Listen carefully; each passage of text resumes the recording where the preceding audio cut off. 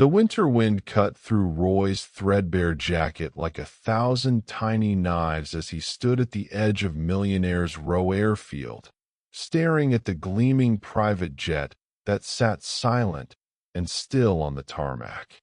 His calloused hands trembled, not from the cold, but from the hunger that had been his constant companion for the past 3 days. In his pocket, his phone buzzed. Another text from his landlord. Another threat. Another countdown to homelessness. But that wasn't what made his chest tighten until he could barely breathe. It was the image still burned into his mind from that morning. His 8-year-old son Tommy, lying in their tiny apartment, his small face pale and drawn, his lips cracked from fever, asking in a whisper if there would be breakfast today. Roy had lied. He'd smiled and said yes, then walked out the door with empty pockets and a breaking heart. Now, as the sun began to set behind the massive hangars, painting the sky in shades of orange and gold that mocked his darkness, Roy watched well-dressed engineers and aviation experts climb down from that jet, shaking their heads. He'd been watching them for hours, hidden behind a maintenance truck, listening to fragments of conversation carried by the wind. $80,000. That's what they were quoting to fix whatever was wrong with that machine. $80,000, while his son went hungry, while they debated technical specifications and ordered catered coffee. Tommy was home alone, too weak to even turn on the television. The injustice of it burned in Roy's throat. But beneath that anger, beneath that desperation, something else stirred. Something he'd buried for 3 long years. A knowledge, a skill, a ghost of the man he used to be. Roy hadn't always been the hollow-eyed man lurking in the shadows of airfields. 5 years ago, his name had meant something in this very place. Roy Mitchell, the youngest head mechanic in the history of Patterson Aviation. The prodigy who could diagnose an engine problem by sound alone, who could feel a malfunction in the vibration of metal beneath his fingertips. They'd called him the Whisperer because machines seemed to speak to him in languages no one else could hear. Then came the accident. Not his fault. The investigation had proven that, but it didn't matter. A millionaire's son had been flying the plane Roy had certified. Engine failure. Crash landing. The boy survived, but his father's fury did not subside. Lawsuits. Accusations. A smear campaign so vicious that no aviation company would touch Roy's resume. The truth came out eventually. A different mechanic's error, not Roy's. But by then, the damage was complete. His wife, Sarah, couldn't handle the stress, the poverty, the fall from grace.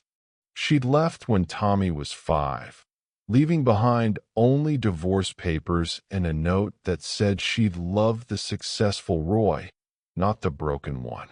For 3 years, Roy had taken whatever work he could find. Factory jobs, delivery driving, day labor. Each job more soul-crushing than the last. Each paycheck barely enough to keep Tommy fed. Almost enough, but not quite. Never quite enough. His son didn't know about the skipped meals, the nights Roy spent awake from hunger pangs while Tommy slept. Didn't know that his father sold his tools one by one. Those beautiful precision instruments that had once been extensions of his own hands, just to pay for school supplies and winter boots. Now those hands, once steady enough to calibrate the most sensitive instruments, shook as they gripped the chain-link fence surrounding the airfield. The airfield that had once been his kingdom. The world that had cast him out. But desperation makes philosophers of desperate men, and Roy had stopped caring about pride somewhere around the 2nd day of Tommy's fever. The medication sat behind the pharmacy counter like a treasure behind glass. $47. The pharmacist, a kind woman named Mrs. Chun who'd extended Roy credit before, had looked at him with such pity that morning that it hurt worse than the refusal. "I'm sorry, Roy. I really am. But I can't keep giving you medicine on promise. I have bills too." Tommy's fever had spiked to 103 degrees the night before. Roy had spent the dark hours applying cold compresses with their last clean towel, whispering prayers he wasn't sure he believed in anymore, watching his son's small chest rise and fall with labored breaths. When morning came, Tommy had opened his eyes and tried to smile. "It's okay, Dad. I feel better." The lie was so brave, so selfless from such a small person, that Roy had to leave the room to hide his tears. He'd gone to 5 temp agencies before noon. No work. Tried to sell his phone, but it was too old, too cracked. Worth nothing, like him. He'd stood outside a plasma donation center for 20 minutes, working up the courage to go in, before remembering he'd already donated twice that month, the maximum allowed. The food bank wasn't open on Wednesdays. The church pantry had run out of supplies. The shelter had no beds. Every door closed. Every path blocked. Every option exhausted. That's when Roy had started walking, his feet carrying him without conscious thought through the industrial district, past the warehouses and workshops, until he'd found himself here, at the edge of the airfield, staring at the world he'd lost. He'd told himself he was just looking, just remembering. But when he'd heard the commotion around the private jet, heard the frustrated voices of mechanics he used to work alongside, heard the numbers being thrown around, $80,000 for a repair, something had cracked inside him. His phone buzzed again. This time, not the landlord. A neighbor, Mrs. Rodriguez, who sometimes checked on Tommy. "Roy, you need to come home. Tommy's fever is worse. He's asking for you. He needs a doctor." The words blurred as Roy read them. No insurance. No money. No options. The emergency room would treat him, yes, but the bills would bury them forever. They'd take Tommy away, put him in foster care with a family that could actually provide for him. The thought had haunted Roy's nightmares for months. He looked back at the jet, at the experts packing up their equipment, at the frustrated man in the expensive suit, clearly the owner, barking into his phone about incompetence and delays. And Roy made a decision that would change everything. The fence was 12 feet high, topped with barbed wire. Roy walked its perimeter as the sun continued its descent, searching. He wasn't thinking clearly anymore. Hunger, fear, and desperation had burned away everything except a single, primal need: save his son. He found it near the old maintenance sector, a section of fence where the wire had come loose at the bottom, probably from some animal burrowing beneath. It was small. He'd have to squeeze. 3 years ago, before the stress and starvation had melted the weight from his frame, he never would have fit. Now, he slipped through like a ghost returning to haunt his former life. His heart hammered as he crept between the shadows of buildings he knew by heart. Hangar 7, where he'd once rebuilt an entire engine in a single weekend to make a client's deadline. The admin building, where he'd received his Employee of the Year award. The tarmac, where he'd worked under stars and sun, losing himself in the pure meditation of solving mechanical puzzles. Security was lighter than it used to be. Budget cuts, probably. Roy knew the patrol patterns, knew which cameras had blind spots. Some knowledge, once learned, becomes part of your bones. The jet loomed larger as he approached, a sleek monster of white and chrome with gold accents. the kind of machine that cost more than Roy would earn in 10 lifetimes. It sat connected to a mobile diagnostic unit, wires and sensors covering its engine like a patient in intensive care. Roy ducked behind a fuel truck as voices carried across the tarmac. The owner, Mr. Vincent, he'd heard someone call him, was still there, along with a man in a suit carrying a briefcase. "I need this plane operational by Friday, Derek. I have a meeting in Dubai that cannot be postponed." "Mr. Vincent, I understand your frustration, but 3 different teams have examined the engines. Whatever the problem is, it's not showing up on any diagnostics. The safest option is a complete engine replacement. 80,000 per engine, so 160 total, plus labor." "That's insane. The plane is only 2 years old." "I agree, sir. But without identifying the specific malfunction, we're flying blind. Literally. No pilot will take you up with these intermittent power fluctuations." Their voices faded as they walked toward the hangar. Roy waited, counting seconds, controlling his breathing the way Tommy's mother used to make him do when he was stressed. Before she left, before everything fell apart, when the tarmac was empty, Roy moved. His hands touched the jet's exterior, and something inside Roy stirred. Memory lived in his fingertips, knowledge that no amount of poverty or shame could erase. He moved along the fuselage like a blind man reading Braille, feeling for the subtle wrongness that had stumped the experts. The access panel was locked, but Roy had opened 1,000 like it. A thin piece of metal from his pocket, a technique he wasn't proud of knowing, and it clicked open. He slipped inside the maintenance crawl space. The smell hit him immediately. Jet fuel, hydraulic fluid, electrical insulation, that unique combination that had once been more familiar than his own home's scent. In the dim light filtering through vents, Roy pulled out his phone and used its flashlight to examine the engine assembly. The diagnostic computer's screen still glowed. Roy scrolled through the error logs, seeing the same confusion that must have baffled the experts. Intermittent power loss. No consistent pattern. No obvious fault. The kind of ghost problem that could drive mechanics mad. But Roy had seen something like this before, years ago, on a different model. Not identical, but similar. A problem so rare that it wasn't in any manual, so subtle that no diagnostic could catch it.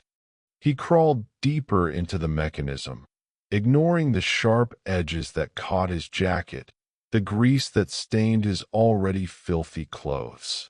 His stomach cramped with hunger, his head swam with dizziness, but his hands were steady now.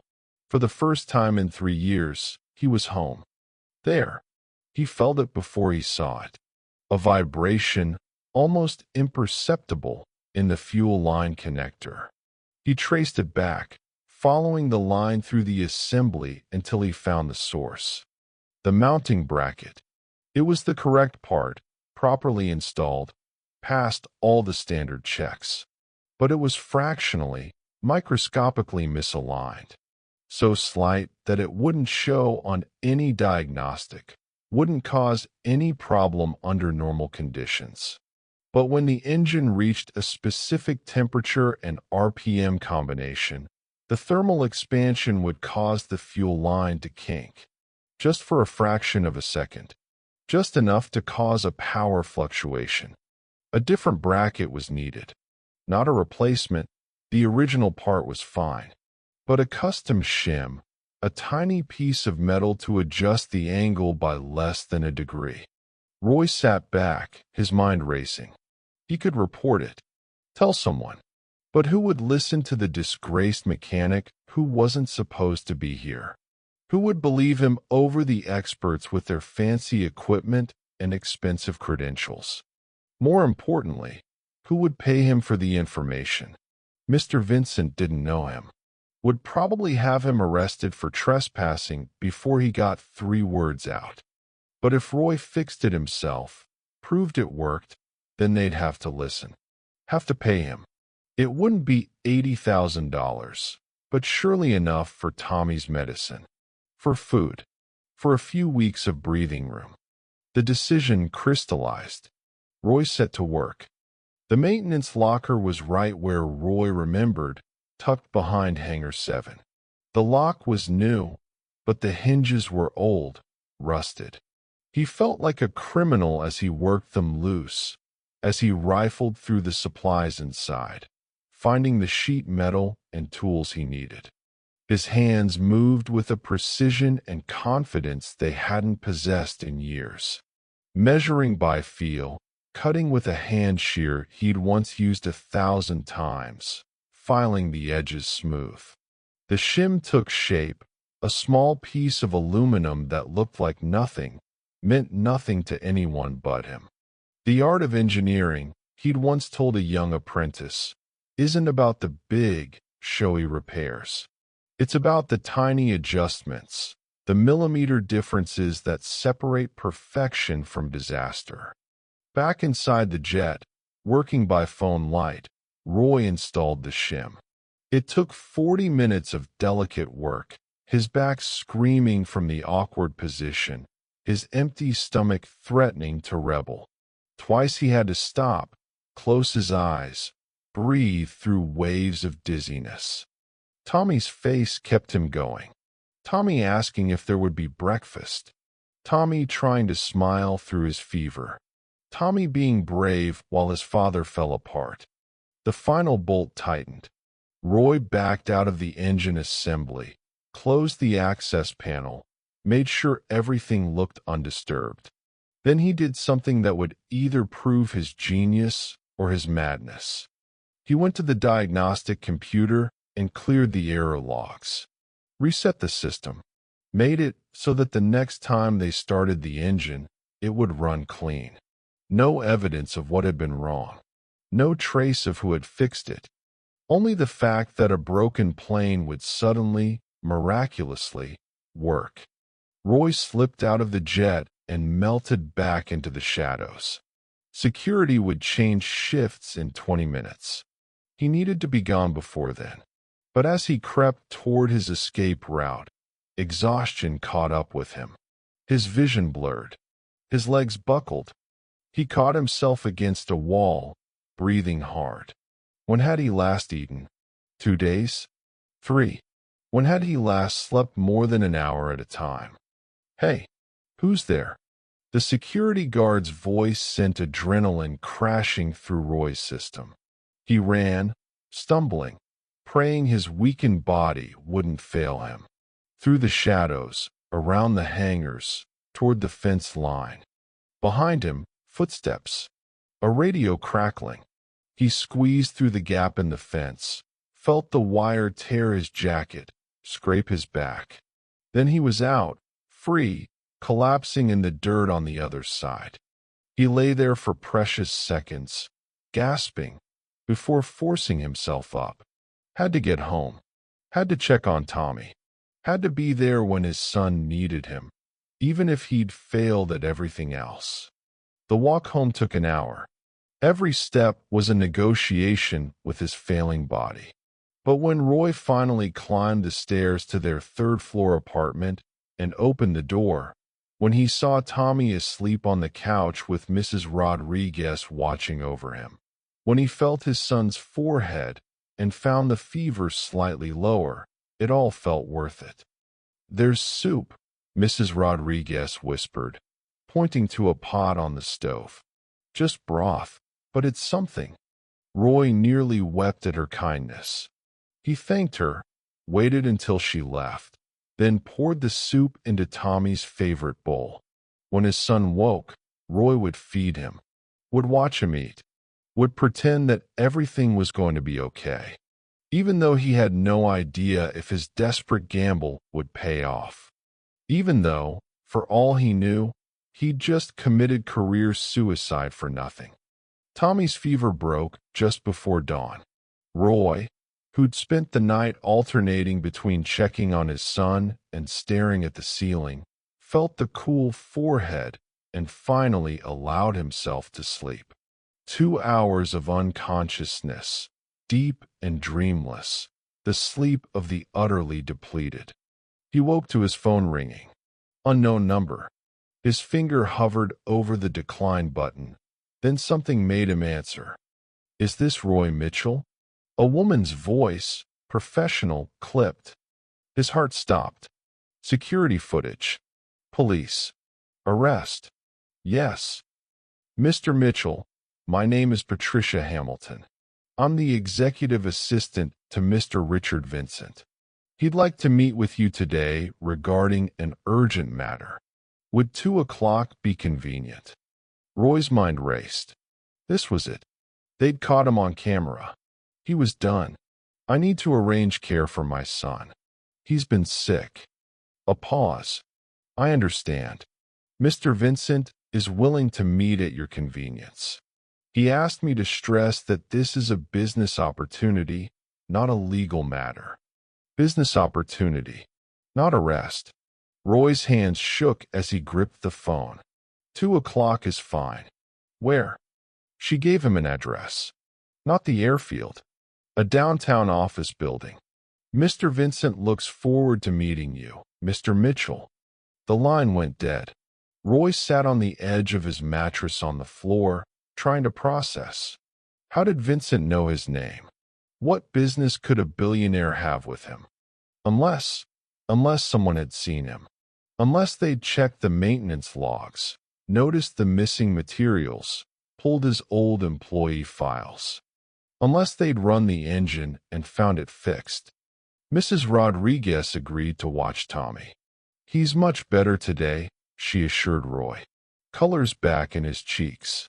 Whatever you did, it worked. If only she knew. Roy showered for the first time in days, scrubbed the grease from under his fingernails, tried to make himself presentable. His only nice shirt had a stain on the collar. His dress pants were threadbare. He looked like exactly what he was, a desperate man at the end of his rope. The bus ride downtown felt like a journey to judgment.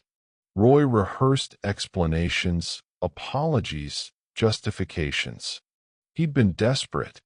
His son was sick. He meant no harm. Would they press charges?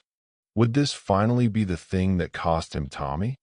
The office building was glass and steel, the kind of place where Roy's entire net worth wouldn't cover an hour's rent. The elevator to the top floor was mirrored, reflecting his hollow face, his anxious eyes. He looked like a ghost. The penthouse reception area was larger than his apartment. Patricia Hamilton greeted him with a professional smile that gave nothing away. Mr. Mitchell, thank you for coming. Mr. Vincent will see you now. She opened massive oak doors. Roy stepped through, and his breath caught. The office was more art gallery than workspace, with floor-to-ceiling windows overlooking the city. But Roy barely noticed the view. His eyes locked on the man standing by the window. Tall, silver-haired, wearing a suit that cost more than Roy's car used to be worth. And next to him, on the desk, sat a piece of aluminum. Small, precisely cut, expertly filed. The shim Roy had made. Mr. Mitchell, Richard Vincent said, turning with an expression Roy couldn't read. Thank you for coming. We have a lot to discuss. Do you know what this is? Vincent held up the shim, the light catching its polished edges. Roy's throat was dry. Yes, sir. My engineers found it this morning during a routine inspection after the plane mysteriously started working perfectly. No error codes. No power fluctuations. Just smooth, flawless operation. Vincent's voice was neutral, impossible to read. They were baffled. Checked every system, ran every diagnostic. Finally found this in the fuel line assembly. A custom piece, not factory standard. Roy remained silent. What could he say? They also found the maintenance locker had been accessed. Check the security footage. Vincent picked up a tablet, turned it toward Roy. The screen showed grainy night vision video of a thin man working frantically in the shadows. The timestamp read the previous night. The angle isn't great, but we could see enough. The same locker where the materials for this shim were stored. This was it. Roy's legs felt weak. Mr. Vincent, I can explain. You bypassed $3 million worth of diagnostic equipment and a team of certified experts with a piece of scrap metal and hand tools. Vincent set down the tablet. Do you understand how that makes me feel, Mr. Mitchell? Angry, I imagine. Sir, I'm sorry. I shouldn't have been there. I was desperate, my son was sick, and I heard you needed the plane fixed, and I thought maybe. The words tumbled out, the truth he'd been holding back. I thought maybe if I fixed it, you might pay me enough for his medicine. I know it was wrong. I know I was trespassing. But I'm a good mechanic. I used to work at Patterson, and I knew I could fix it. I just needed a chance. Roy. Vincent's voice cut through his rambling. It was softer now. Breathe. Roy stopped. Breathed. Felt tears threatening and fought them back. I know who you are, Vincent said. After we found the shim, I had my people dig into who might have the skill to pull off this kind of repair. Your name came up. Former head mechanic at Patterson Aviation. Youngest person ever to hold that position. Exemplary record until the Matthews incident. The Matthews incident. The Rich Boys crash. The lawsuit that destroyed Roy's life. I also know the final investigation cleared you, Vincent continued. The fault was in a component another mechanic certified. But by then, your reputation was ruined. Matthews Sr. made sure of that. He's very good at destroying people who make him look bad, even when they're innocent. Roy stared. You know all this? I made some calls this morning. Spoke to your former supervisor at Patterson. He said you were the best mechanic he'd ever trained. Said letting you go was the biggest mistake the company ever made. But they couldn't fight the pressure Matthews was applying. Vincent walked to his desk, picked up a folder. You've had 17 jobs in 3 years. Factory work. Delivery driving. You're overqualified for all of them. Currently unemployed. Behind on rent. Single father to an 8-year-old son. The clinical recitation of his failures made Roy want to sink through the floor. Your son, Tommy, has been running a fever for 3 days. You can't afford his medication. Can't afford food. By the look of you. Vincent's eyes, sharp and assessing, took in Roy's gaunt frame. When's the last time you ate, Mr. Mitchell? That's not relevant, sir. Humor me. Roy swallowed. Tuesday. Some of Tommy's crackers. Today was Thursday. Vincent closed his eyes briefly, and when he opened them, something had shifted in his expression. You broke into my airfield, not to steal, not to sabotage, but to fix my plane. For free. On the desperate hope that I might, what notice? Be grateful enough to throw you some money. I know how it sounds. It sounds like something I would have done. Vincent's voice was quiet now, carrying a weight Roy didn't understand. 23 years ago, I was a janitor at a tech company. Overheard the engineers struggling with a software problem. I taught myself to code at the library, on free internet. I wrote a solution on my own time, left it on the lead engineer's desk anonymously. Roy blinked. This wasn't the direction he'd expected. They implemented my code. It saved their project, made the company millions. But I was invisible to them, just the janitor. Took 2 years before someone figured out who'd written it. Vincent's smile was bitter. By then, I taught myself enough to start my own company. But I never forgot what it felt like to have the skills, the knowledge, the solution right there in my hands, and be dismissed because of my circumstances. He walked around the desk, stood directly in front of Roy. You fixed my plane with pocket change worth of materials and pure skill. My experts wanted $80,000 and couldn't solve the problem. You risked arrest, did it hungry and desperate for your son's medication. Yes, sir. That kind of desperation, that kind of skill, that kind of love. Vincent's voice grew thick.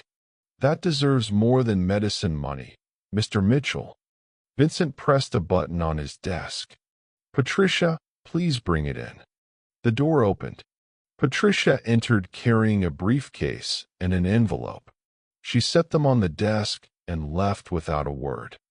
3 weeks ago, Vincent said, my daughter called me from college. She was crying. Her roommate's father had just lost his job. The roommate was withdrawing from school because they couldn't afford it. My daughter was heartbroken, wanted me to help. Do you know what I said? Roy shook his head. I said it wasn't my problem. That people need to take responsibility for their own situations. That I'd built my success through hard work, and others should do the same. Vincent's voice was heavy with regret. She hasn't spoken to me since. 3 weeks of silence because I'd forgotten. I'd forgotten what it felt like to be powerless, to be invisible, to have the world dismiss your worth. He opened the envelope. Then last night, my plane was mysteriously fixed by a man who had every reason to be bitter, to be angry at the world, to give up.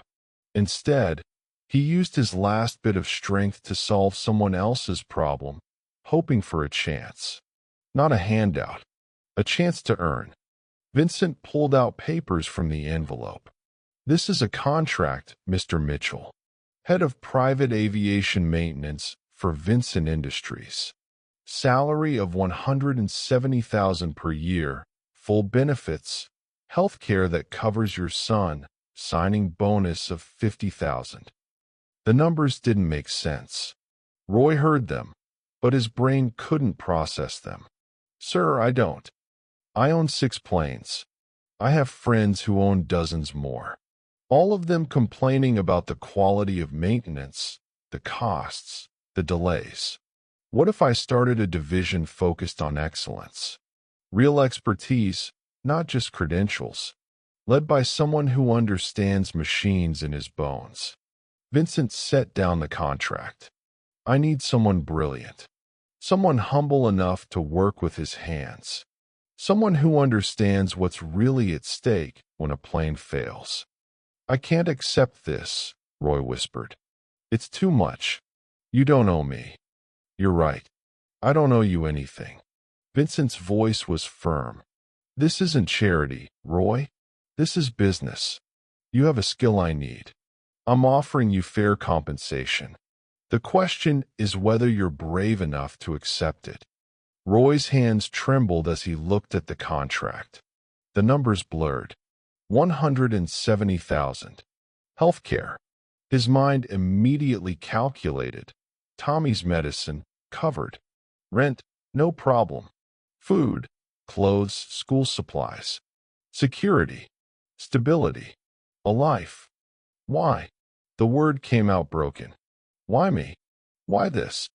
Vincent was quiet for a long moment. When he spoke, his voice was softer than before.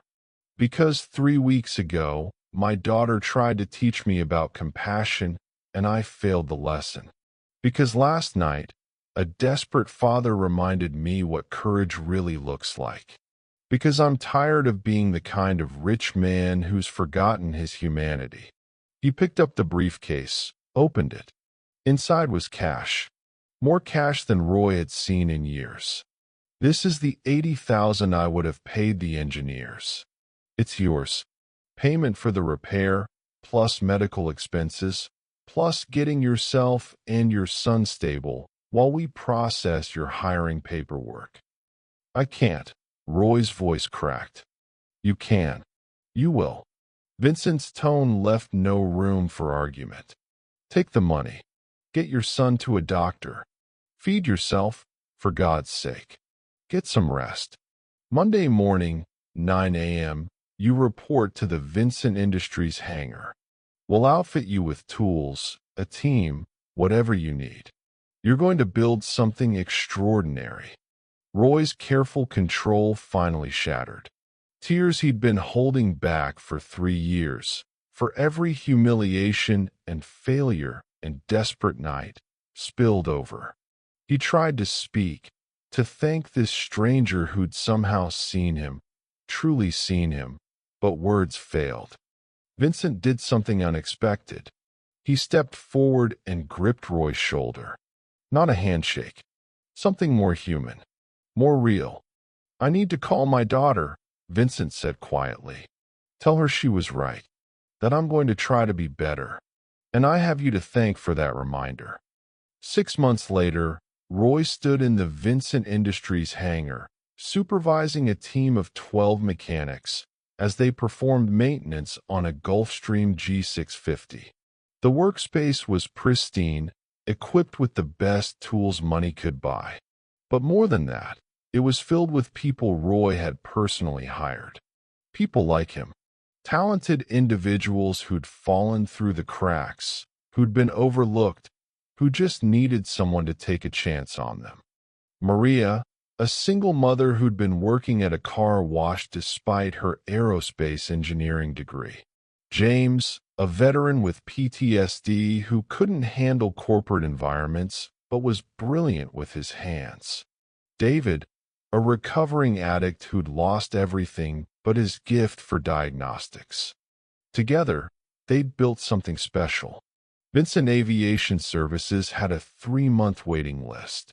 Their reputation for quality and integrity had spread through the industry like wildfire. Roy's phone buzzed. A photo from Tommy at his new school. His son, healthy and smiling, in a science club shirt, holding a trophy for a robotics competition. The text read, Dad, I want to be an engineer like you when I grow up. Like you. Not in spite of you. Like you. Roy's eyes stung. He texted back a heart emoji and a promise to be home for dinner. Real dinner. In their new apartment with the second bedroom and the working heat and the refrigerator full of food. Roy. Maria called from across the hangar. Mr. Vincent is here. Roy walked over to find Vincent examining their work, nodding approval. In the past 6 months, their relationship had evolved beyond employer and employee. Vincent had become something like a mentor, a friend. The older man had reconciled with his daughter, and she often visited the hangar, fascinated by the work they were doing. The Gulfstream looks perfect, Vincent said. The owner called to say it's running better than when it was new.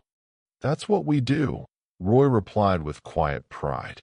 Vincent pulled him aside. I have a proposal. There's a young woman, brilliant mechanic, but she's undocumented. Been working under the table at various shops. She's terrified of being discovered, can't use her skills fully. I want to sponsor her visa application, bring her onto the team. But I wanted to ask you first. It's your division. Roy didn't hesitate. What's her name? Rosa. She's supporting 3 younger siblings. Hire her. We'll figure out the paperwork. Nobody with talent gets left behind. Not anymore. Vincent smiled. It was a different smile than the polished, professional one he wore in board meetings. This one was genuine. Warm. My daughter says you've made me soft. Your daughter says you've become human. Same thing, apparently. Vincent clasped Roy's shoulder in that gesture that had become familiar between them. I'm heading to the office. Dinner at our place Sunday? My daughter wants Tommy to meet her roommate's family. The ones I refused to help before. I'm funding the roommate's education now. Apparently, I have amends to make. We'll be there." After Vincent left, Roy stood in the center of his hangar, surrounded by the hum of meaningful work, and allowed himself to feel it. Gratitude, peace, purpose. His phone buzzed again. Mrs. Rodriguez, his former neighbor who now helped watch Tommy after school for generous pay.